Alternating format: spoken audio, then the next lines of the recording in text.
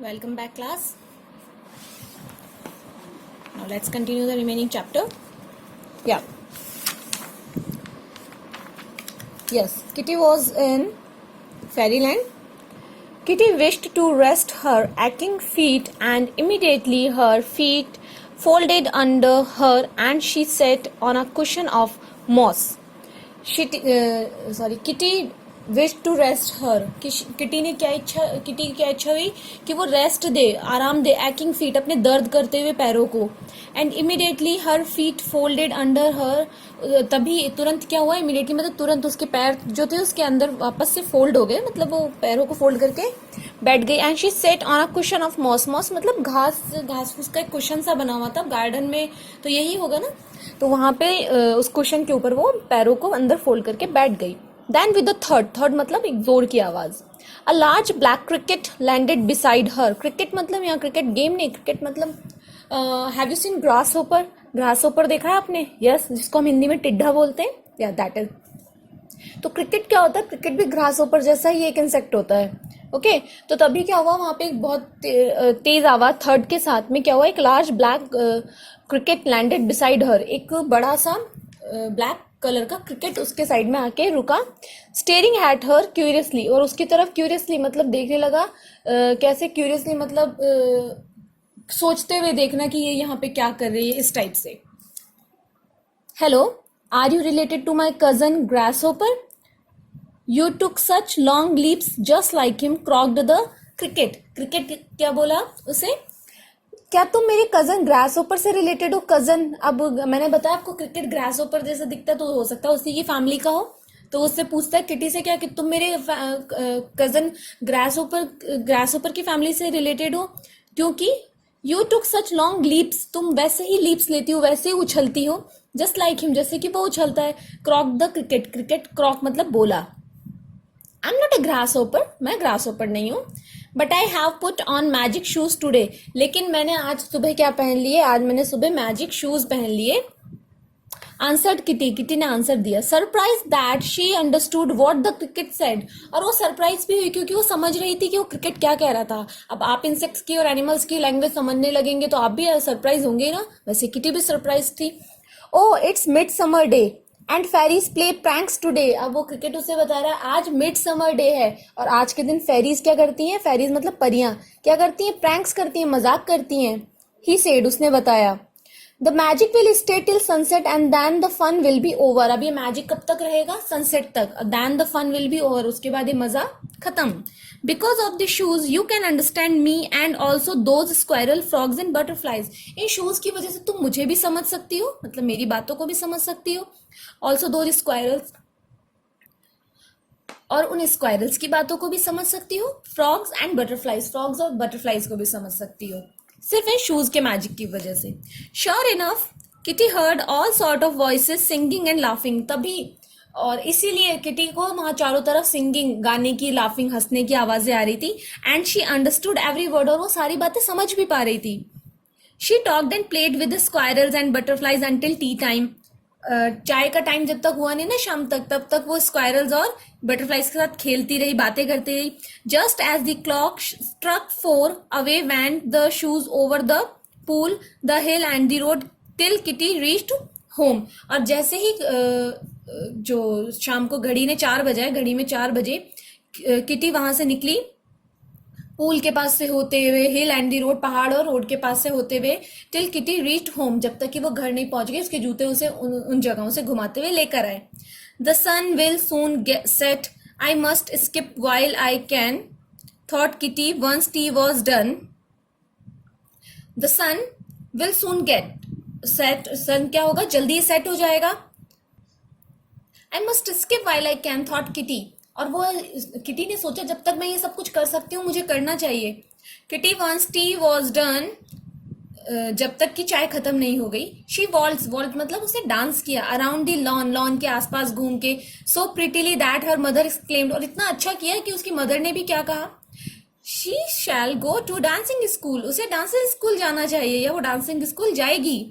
Kitty skipped on. Kitty ये continue करती रही, स्किप करना. Hoping to learn some graceful steps before the day was done.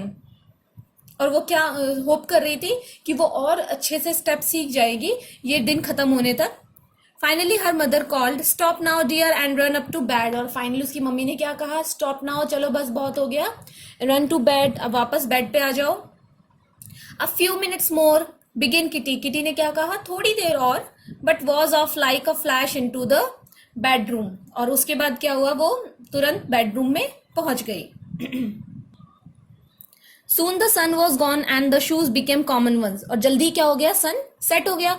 The shoes became common ones. Shoes हमेशा की तरह common shoes बन गए. For midsummer's day was over. midsummer day क्या हो गया था, खत्म हो गया था. Kitty never forgot the lesson she had learned. Kitty ने कभी नहीं भूला वो लेसन जो उस दिन उसने सीखा. She ran errand willingly, remembered the pretty steps and often thought of the interesting creatures of the fairyland. She ran errand, वो इरेंड्स मतलब कि वो मुश्किल काम करती है विलिंगली. अब इस बार वो कैसे कर रही थी, विलिंगली, इच्छा से कर रही थी. रिमेंबर द प्रिटी स्टेप्स, उसको अपने सारे प्रिटी स्टेप्स याद थे, जो भी डांसिंग स्टेप्स उसने सीखे मैजिक शूज पहन के, वो सारे उसको याद थे. Often thought of the interesting creatures in the fairy land, और कभी कभी वो इंटरेस्टिंग क्रीचर्स को भी याद कर लेती थी जो उसको फेरी लैंड में मिले थे. Whenever she was allowed to play with them, she hurried away quickly as if she still wore the magic skipping shoes. और जब भी उसे मौका मिलता था उन क्रीचर्स के साथ खेलने का, तो वो तुरंत भाग के वहां चली जाती थी जैसे कि उसने आज भी वो मैजिक शूज पहने हुए हो.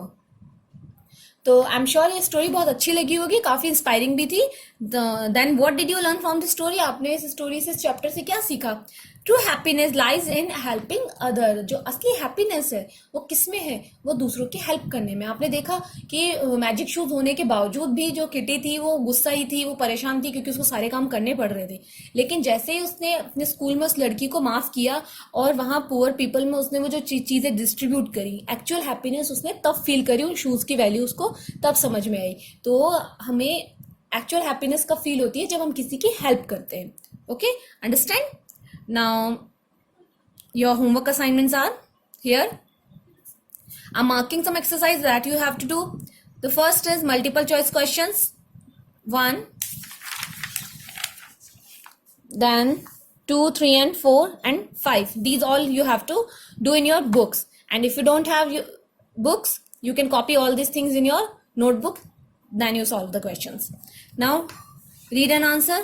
I will post the answer of the questions, but I will explain the questions here. Number 2, this is the completing the paragraph by filling the blanks. Just skip it. Number 2, describe the first thing that happened when Kitty put on her new shoes. आपको वो चीज बतानी है, वो incident या वो event बताना है जो उसके साथ फर्स्ट टाइम हुआ जब किटी ने वो शूज पहने. What did Kitty's father ask her to do? Did she complete the work assigned to her willingly? Kitty के फादर ने उसे क्या करने के लिए बोला और क्या उसने वो इच्छा से किया वो काम. आपको पता ही है उसे क्या करने के लिए कहा था. Why was Kitty angry during the break time? School के ब्रेक टाइम के दौरान किटी क्यों एंग्री हो गई थी. What did the cricket tell Kitty regarding her shoes? Cricket ने किटी को उसके शूज के बारे में क्या बताया, आप सभी को पता है. सो ये वाली एक्सरसाइज मैं आपको आंसर्स अपलोड करूंगी व्हाट्सएप पे. Now your next exercise that you have to do is on page number 20.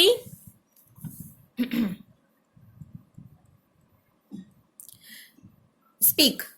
ये एक्सरसाइज बहुत इजी बट थोड़ी इंटरेस्टिंग है. कैसे, हमें वही वर्ड्स मार्क करने हैं जिनमें पी का साउंड ए जैसा आ रहा हो. ओके, कैसे, जैसे कि अगर आप बोलते हैं पैट, तो हम कैसे बोल रहे हैं, लिख रहे हैं हम PET पैट, लेकिन पी के साथ में क्या आपको किसका साउंड आ रहा है, ए का साउंड आ रहा है. तो हमको वही वर्ड्स मार्क करने हैं जिनमें पी के साथ में ए का साउंड आ रहा है. फॉर एग्जाम्पल प्ले, तो प्ले में पहले एल साउंड कर रहा है तो ये वर्ड नहीं है. पेज में साउंड कर रहा है ए, तो ये वर्ड है. पेयर में साउंड कर रहा है ए, ये वर्ड है. पोम, इसमें साउंड नहीं करना है. इसी तरह से आपको वर्ड ढूंढने हैं और उनको मार्क करना है बुक में. Okay, now next, arrange the following jumble word to form meaningful sentence. Word jumble हो गए, इनको अरेंज करके मीनिंगफुल सेंटेंस बनाने हैं. It's very easy. You have 1, 2, 3, 4, 5 phrases और आपको इनको यूज करते हुए सेंटेंसेस बनाने हैं. That is extremely easy. Look at the pictures and complete the sentence. What is Rita doing? Rita is swimming. Complete all the sentences by looking at the pictures. Think of your favourite flower right the name of the flower and draw it's picture in the centre. आपके favourite flower के बारे में सोचिए, उसका picture यहाँ बनाइए और उसके बारे में आप यहाँ पे कुछ लाइंस लिखिए। इसका आंसर मैं बिल्कुल पोस्ट नहीं करूंगी, ये आपको अपने आप करना है। किसी भी फ्लावर की पिक्चर लीजिए जो आपको पसंद हो, उसकी यहाँ पे पिक्चर पेस्ट कीजिए या ड्रॉ कीजिए। ज्यादा अच्छा रहेगा कि आप ड्रॉ करें, है ना। और उसके बारे में उसको डिस्क्राइब करते हुए कुछ लाइन्स हम लिखेंगे। Okay, then what is your next exercise? Your next exercise is match the form compound words. What is compound word? What are compound words? Compound words क्या होते हैं? दो अलग अलग वर्ड्स को मिलाकर जब एक नया वर्ड बन जाता है, that is compound word. For example, sun and flower. सन एक सेपरेट वर्ड है जिसका सेपरेट मीनिंग है, फ्लावर एक सेपरेट वर्ड है जिसका सेपरेट मीनिंग है। लेकिन जब आप सन और फ्लावर को ऐड कर देते हो वो बन जाता है सनफ्लावर, और वो सनफ्लावर क्या होता है? Type of flower. ओके, समझे?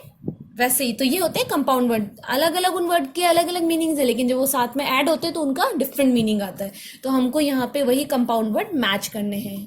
ओके, डिक्शनरी 1 2 3 4 5 6 7 8 वर्ड है आपके पास में। आपको क्या करना है, हमने पार्ट ऑफ स्पीच पढ़े हैं, नाउन, एडजेक्टिव्स, एडवर्ब्स पढ़े हैं आप सभी ने। गुड।